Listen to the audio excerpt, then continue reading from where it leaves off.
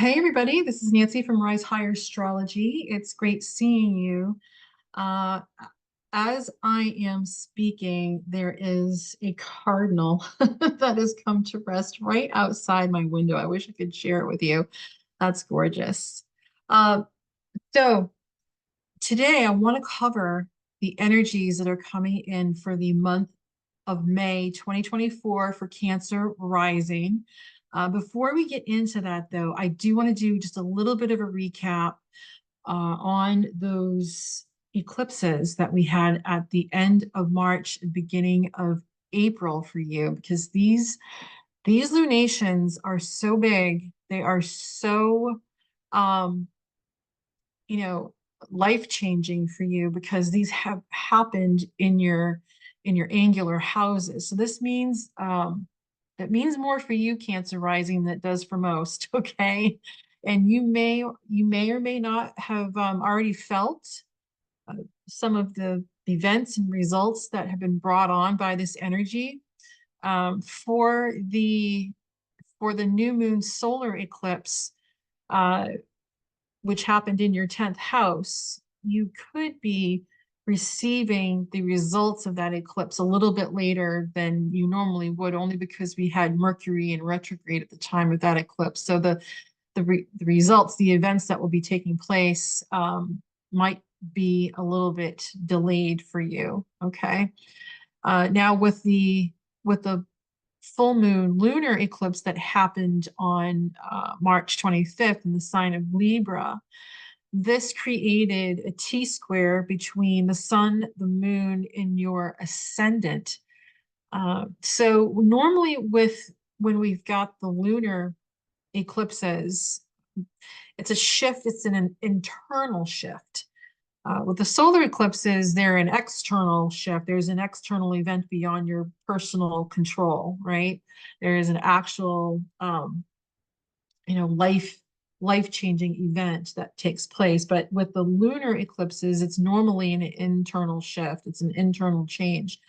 So with T squares, you solve, if there's a problem, you want to solve it by going over, this is a chart of the new moon solar eclipse. You want to solve it by going over here to the release point of the T square, because you would have the T square, the opposition of the sun and the moon, and then your ascendant. So the release point is always um, right across the zodiac wheel from the focal point, which is the rising. So the solution to some of the challenges that you might be having in your fourth house could be found in your seventh house of marriage, contracts, and relationships. Okay. So I just want you to keep that in mind because, like I said, these energies, they do stay with us a little bit longer than most lunations. The eclipses are very powerful. Moving along here to, let me see if I can get this to flow here. So moving right along, we've got this new moon happening in the sign of Taurus, happening in your 11th house. It's at 18 degrees of Taurus on May 7th or 8th, depending on where you're at in the world. And there are a few key things that I want to point out to you. First of all, this lunation happens very close to where we had the Uranus-Jupiter conjunction back on the 20th of the month. Okay, so the last time we had that conjunction happening in the sign of Taurus was back in 1941. And we all know what happened, to the United States in 1941. There was the involvement in World War II. And the last time those two planets conjuncted in any sign uh, was back in 2010 in the sign of Aries, and shortly afterwards we had the Arab Spring, if you recall that. We had that uprising in Egypt and in the Middle East, and that's the time when we saw a lot of these regimes crumbling. A lot of these dictators fell, and lost power. So, whenever these two planets come together, there's always going to be some life-changing, world-changing events take place, when these two planets collide. But for you, with it colliding in the sign of Taurus, Taurus is about food. Taurus is about home. It's about security. Okay. So, you know, just knowing that you might want to prepare for some things, maybe, save a little bit of money. You might want to start thinking about, putting in a garden, saving up for things, preparing for it's maybe a sudden turn of events, maybe an emergency. I'm not trying to be an alarmist, but it's always a good idea to to save a little bit and to prepare for things. If you don't need them, then that's fine. You have them. Um, but for you, your Taurus house is your 11th house of profits and gains. So this could mean you know, a brand new change for you, when it comes to making more money. Uh, if you own your own business or if you're thinking about owning your own business, I would say that with the Uranus Jupiter conjunction and this new moon happening, this is a window of opportunity for you to take that leap of faith. Because if there was ever a good time to start something in your life, it's right now. Okay. Um, the other thing I want to point out to you is that the sun is transiting your 11th house, and there was a famous astrologer by the name of Jan Spiller, and she had hundreds and hundreds of clients. And she noticed that whenever the transiting sun would move through her client's 11th house, that's when a lot of wonderful things started to manifest for them. Okay. So right now, Cancer rising, you do have the sun transiting through your 11th house. Okay. So when the sun transits through the 11th house, it's a length of time. It normally spans about, a couple of weeks anyways. But within those few weeks, there's going to be, the new moon. And the new moon is when you can set your intentions. Okay.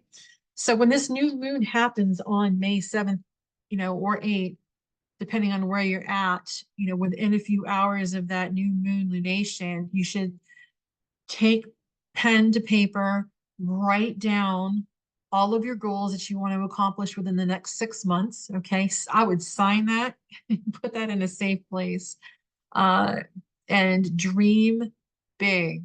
Okay. Dream big with that conjunction, that Jupiter Uranus conjunction. So that is that new moon happening in your 11th house in the sign of Taurus. Um, and it's making a sextile pattern to Saturn. Saturn is really helping it out. Saturn being in your ninth house in the sign of Pisces. And when I see Saturn in the sign of Pisces, especially in the ninth house, because ninth house is all about leveling up with things. It's about this higher intelligence. Saturn in Pisces to me means making your dreams a reality. Okay. So this is a gorgeous new moon happening in the sign of Taurus this year. So please take advantage of that. You've got a lot of great things happening for you, Cancer rising. So let's get to this third chart because I want to show you. Let's see right here. So on May 23rd, we have Jupiter making a conjunction with Venus at 29 degrees of Taurus, your 11th house. So 29 degrees is that anaretic degree. If in numerology, if you take 29, you add 2 with the 9, it creates the number 11. And we don't reduce the number 11 any further because the number 11 is a master number. The number 11, the number 22, and the number 33. So number 11 is a master number and it is a number, it's a manifestor's number. Okay. So it's going to be a very key moment when these two sect benefit planets collide with each other. And this is a time, this is a magical time for you to start thinking about things that you want to accomplish. In your 11th house, it's being punctuated here. And with Jupiter, Jupiter is like the big brother. It's the guru. It brings wonderful things into our lives. Venus brings money, but Jupiter brings wealth, right? Jupiter is just going to expand whatever Venus brings into your 11th house. So again, I do see windows of opportunity opening up for you with this. Jupiter uh, is kind of like the unsung hero of our solar system. If we didn't have Jupiter, there would be a lot of that space debris colliding into the inner planets. And so Jupiter protects us. um, Jupiter is going to be making his grand entrance into your 12th house. Uh, and this is going to be a year of enlightenment for you because Jupiter rules over Sagittarius, which is fire, and also the sign of Pisces, which is the ether. And when you combine fire and ether, you get lightning. Okay. So lightning, Jupiter is the intermediary between heaven and earth, and it brings wonderful things to us. And he will be in your 12th house uh, from now, from the end of May, on May 23rd, May 25th-ish, all the way until the middle of June next year. Okay. And they say that if Jupiter is in your 12th house, then you have an angel on your shoulder. So, and with 12th house, all of your 12th house um, gifts will be opening, expanding, making your life very different. Okay. You will be receiving, messages. You'll be receiving, through your intuition, through source, through the universe. You will have this leveling up. Okay. And with this conjunction that's happening between Jupiter and Venus on the 23rd of May, at the very same time, we've got this full moon, this gorgeous full moon happening in the sign of Sagittarius at 2 degrees of Sagittarius. And this full moon, unlike the full moon that we just had in the sign of Scorpio, which was a little bit ominous. It was a little bit scary, had a scary energy to it. This is a much lighter energy. This is an energy of hope. It's about releasing all of your fears. It's about being happier because Sagittarius is all about that joyful, spirited, adventurous lightness, right? And, with this full moon, there are things that will be illuminated for you. So this full moon is going to be revealing the path to success with whatever it is that you want to accomplish in 2024 into 2025. Okay. So I'm going to leave it there. This is going to be an amazing month. We do have Venus. She is in her home sign right now of Taurus, and we also have Mars in his home sign of Aries, and that's a rare event when both of them make their homecoming at almost the exact same time. So, if you're not feeling this darkness that's being lifted off you, I mean, it feels like something really important is about to happen. Something very good, very, very, very optimistic energy that we have rolling in into the month of May for all of us, but for you especially, Cancer rising, because you have so much going on in your 10th house with the eclipse, with your 11th house, your house of gains, profits, community, and friendship, and in your 12th house, your house of spirituality. So, good luck to you over these next few months, and I will talk to you again soon. All right. Love and light to you.